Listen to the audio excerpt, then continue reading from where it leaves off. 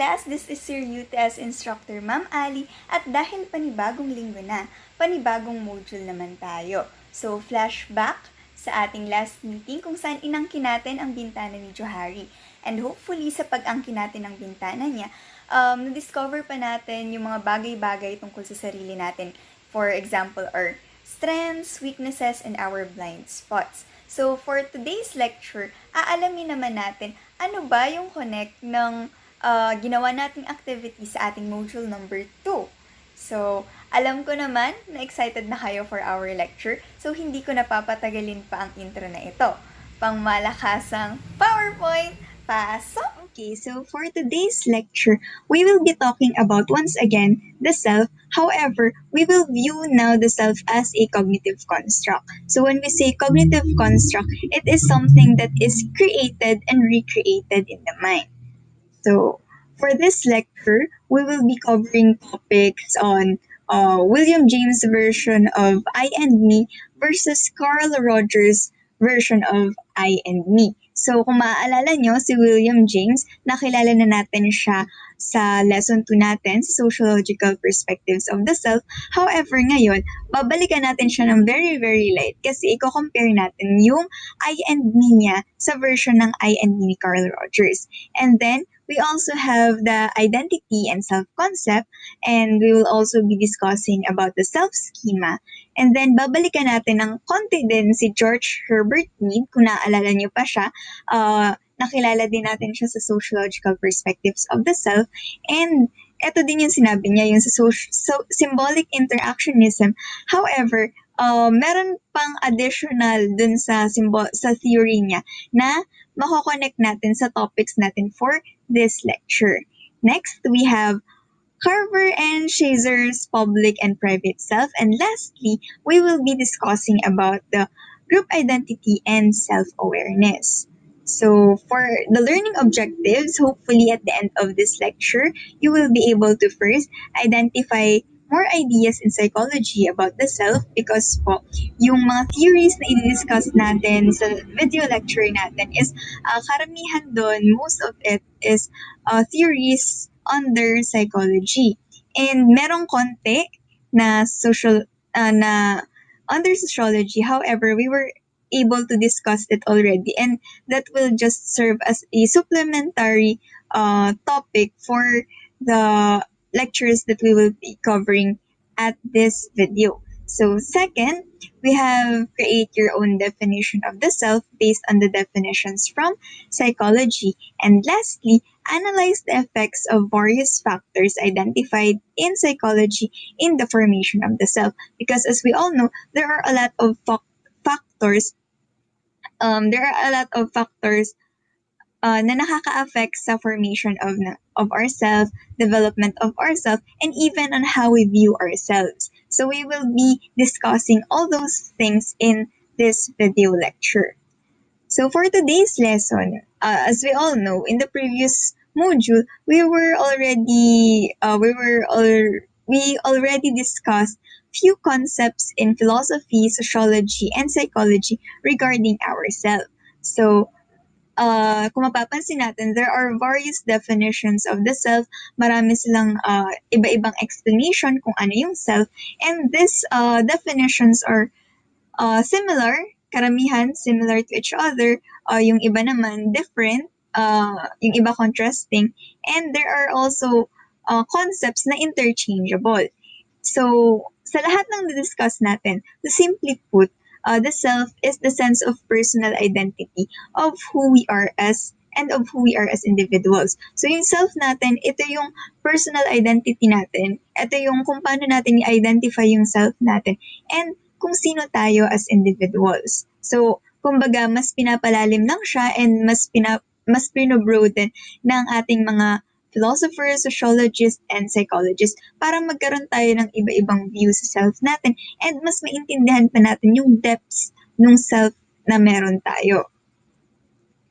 So, kagaya ng sinabi ko kanina, we will be covering once again William James, and this time, isasama natin siya kay Carl Rogers because pareho silang may by concept of I and me. So according to them, merong dalawang components or dalawang parts ang self.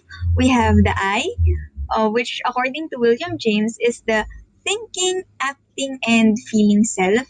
And then the me, according to William James too, these are the physical characteristics naman daw, as well as the psychological capabilities that makes who you are. So, kumbaga, to simply put, diba, kung maalala natin sa last lecture natin, yung I ni William James is our thinking self, and me naman is as object of our thinking. So, pagdating naman kay Carl Rogers, almost similar din yung concept niya ng I and me because sabi niya, yung I daw is the one who acts and decides. So, syempre, acting on something and deciding on something involves thinking. So, yung I niya is similar din. It is also a thinking self that acts and decides on things. And yung me naman, niya is what you think or feel about yourself as an object. So kung makikita nyo, pareho lang yung concept nila ng I and me. However, they just put it into different words because sabi ni Carl Rogers, yung me niya naman is what you think or feel about yourself as an object. So ganun din 'di ba yung view ni William James na we have this part of us na an object of our thinking. So, kay Carl Rogers, sabi niya, ito yung what we think or what we feel about us being an object. So, whenever we think about ourselves, whenever pinag-iisipan natin yung about self natin, asking ourselves, who am I? Saan na ba ako papunta? Ano ba talaga yung gusto ko? So, we become an object. And kung ano man yung nafe-feel natin or naiisip natin as we evaluate and as we make ourselves an object of our thinking, yun daw po yung me na tinatawag natin according to Carl Rogers. So aside from the I and me concept of William James and Carl Rogers, there are also other concepts na naididikit once na pinag-uusapan natin yung self. And these are the identity and self-concept. So first, what is identity? Identity is composed of personal characteristics, social roles, and responsibilities, as well as affiliations that define who one is. So kung makikita natin sa example natin, sabi din sa picture, I identify as Native American, as Black, and a woman. The other one naman, I identify as a dead broke, Black, Native American, Midwestern-born, Southern race, Hispanic woman, age 18 to 75. So, ang dami niyang identification ng kanyang self. Because po, in reality, we really have a lot of categories wherein we identify ourselves. So, we have our personal characteristics like I am a jolly person, I am a cheerful person. So, as long as you identify yourself as those characteristics, as your own characteristics, so that is your identity. We also have our social roles. We can say na I am the daughter of this and that. I am a teacher. I am a student. So, yun yung social roles natin. We also have our responsibilities. So, as a Filipino citizen, we have our own responsibilities. As a Native American, they also have their own responsibilities. And lastly, a part of our identity is also our affiliations. So, for example, I am a teacher at CBSUA. You are a student at CBSUA. So, that is our affiliations. And those are the things that defines who we are. Pero syempre, hindi lang dun limited yung identity natin. We can also have a lot of categories wherein we identify ourselves. So, for this purpose, for examples lang yun. Konti lang yung examples. If we will look closely and look deeper into ourselves, mas marami pa tayong mahanap na identity natin.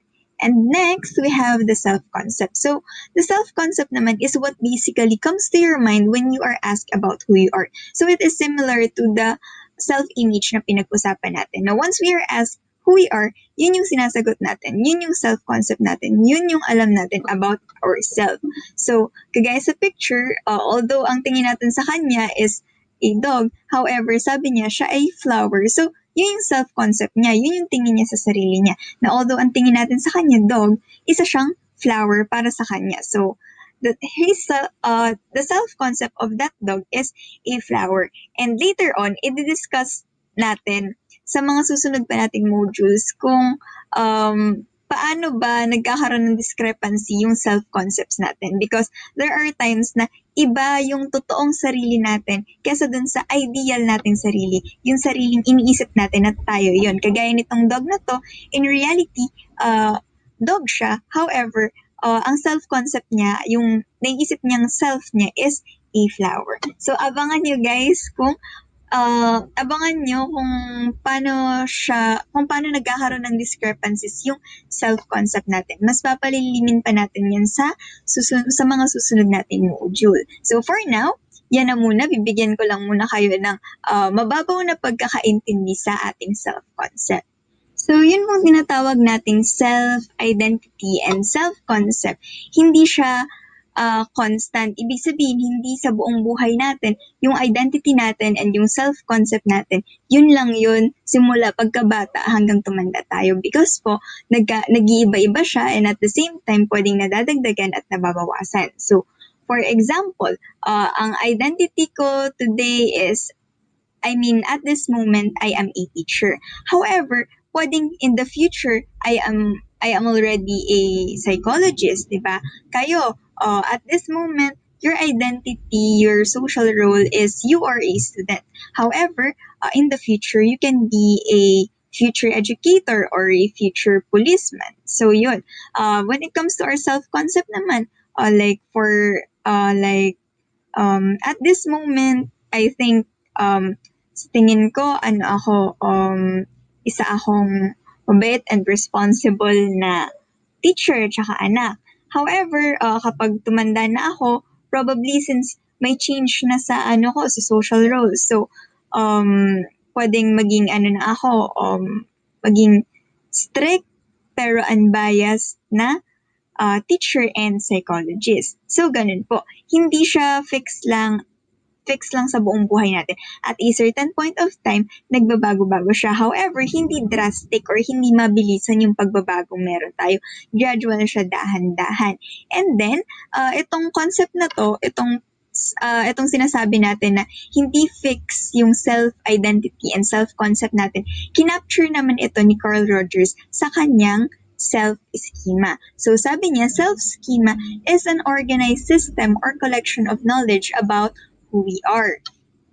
So, ang example po ng self-schema natin is, for example, we have the self.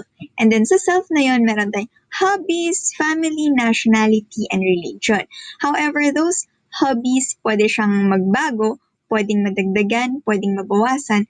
That family, of course, when we grow old, it extends. Siyempre, magkakaasawa tayo, magkakaanak tayo, magkakaapo tayo. So, nag-extend yung family na yon.